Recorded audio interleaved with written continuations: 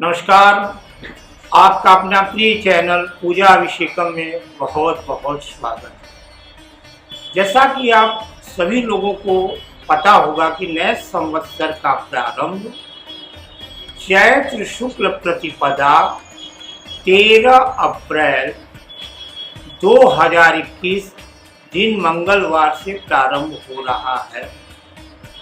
अब ये चैत्र शुक्ल प्रतिपदा जो 13 अप्रैल 2021 दिन मंगलवार से नववर्ष का शुभारंभ, नए संवत्सर का शुभारंभ हो रहा है।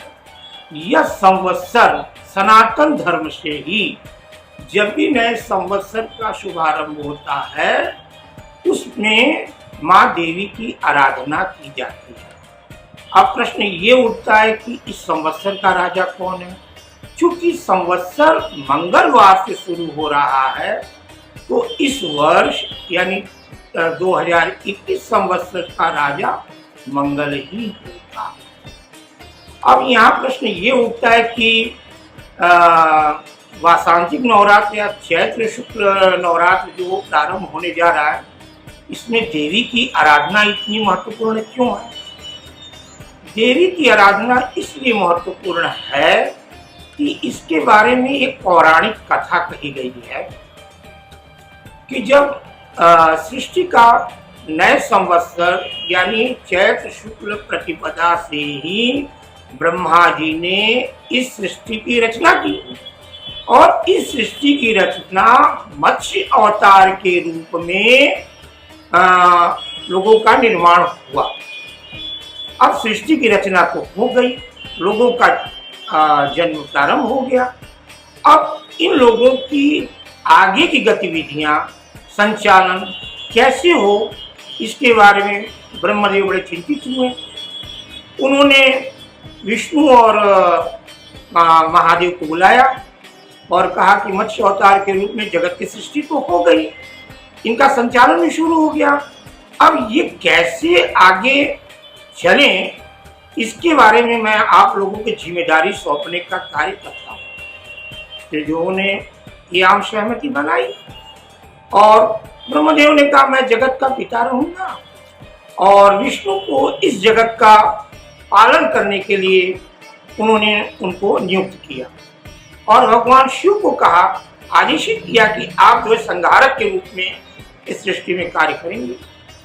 अब तो सृष्टि की रचना का प्रारंभ हो गया, सबको कार्य वितरित कर दी गई, त्रिदेवों में कौन कौन सा कार्य दिखेगा सबको उसकी जानकारी दे दी गई। उसी समय ऐसा हुआ कि राक्षसों और देवों में भयंकर युद्ध प्रारंभ हो गया। ये युद्ध लगभग 100 वर्षों तक चला। देवता पराजित हुए और असुरों का राजा महिषासुर अब देवलोक पर आक्रमण करने लगा। देवलोक पर देवताओं के राजा इंद्र बड़े भयभीत हुए। महिषासुर ने जितने भी देवता स्वर्गलोक में देवलोक में थे सबको खदेड़ कर भगा दिया। सभी बड़े चिंतित हो गए, त्राहिमाम क्या किया जाए।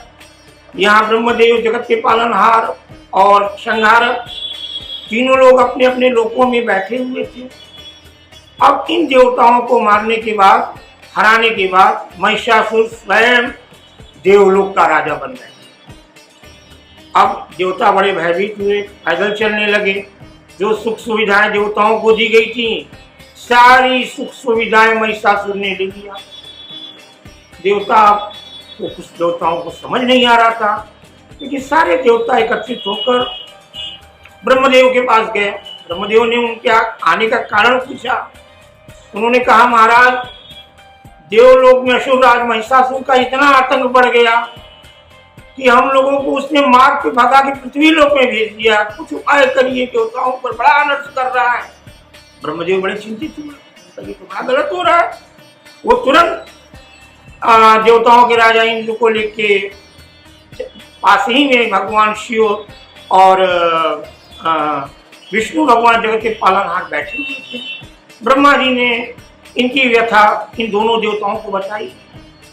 अब ये त्रिदेव इतने उत्तेजित हो गए कि उनसे अब रहा नहीं गया। इनकी व्यथा सुन के उनकी व्यथा, उनके शरीर से तीनों के शरीर से एक ऐसा तेज पुंज निकला जो एक नारी का निर्माण हुआ, उस शक्ति के रूप में नारी का निर्माण हुआ। सारे देवता में खुशी की लहर दौड़ गई। सारे देवता माँ के रूप को जब देखे तो सभी देवताओं ने अपने अपने अस्त्र माँ को सौंप दिए। माँ अपने रूप में आ गई। आने के बाद सारे देवताओं ने उनको पूजन किया, प्रणाम किया। उसके बाद माँ ने पूछा कि आप लोग इतने चिंतित क्यों हैं, आखिर में क्या बात है। सारे देवता मिलके माँ से आराधना करने के, हे जगदम्बे, ये असुर राज महिषासुर के आतंक से सारा देवलोक भयभीत हो गया है। हम लोग की यही कामना है कि उसकी वध किया जाए। माँ ने कहा तथास्तु। उसके बाद चैत्र शुक्ल प्रतिपदा से माँ को सारे देवताओं ने अपने अपने अस्त्र माँ के चरणों में सौंप दिए। माँ शक्तिशाली के रूप में उनका प्रादुर्भाव हुआ।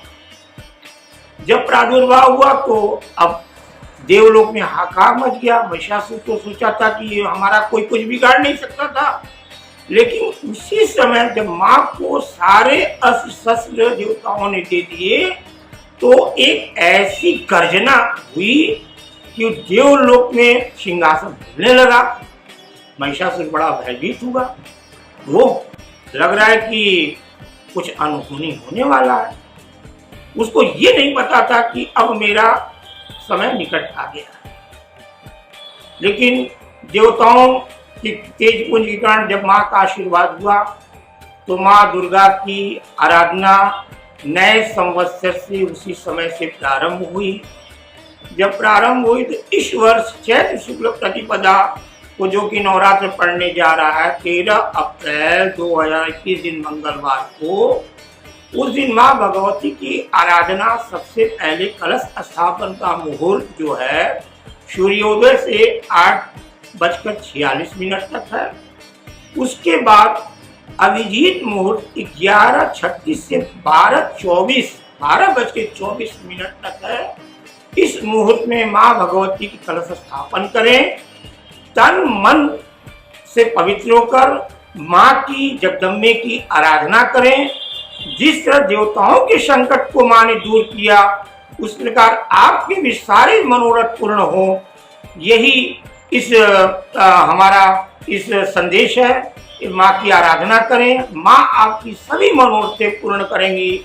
अगर आपको हमारा ये वीडियो अच्छा लगे उसे लाइक करें और हमारे चैनल को सब्सक्राइब करें। धन्यवाद।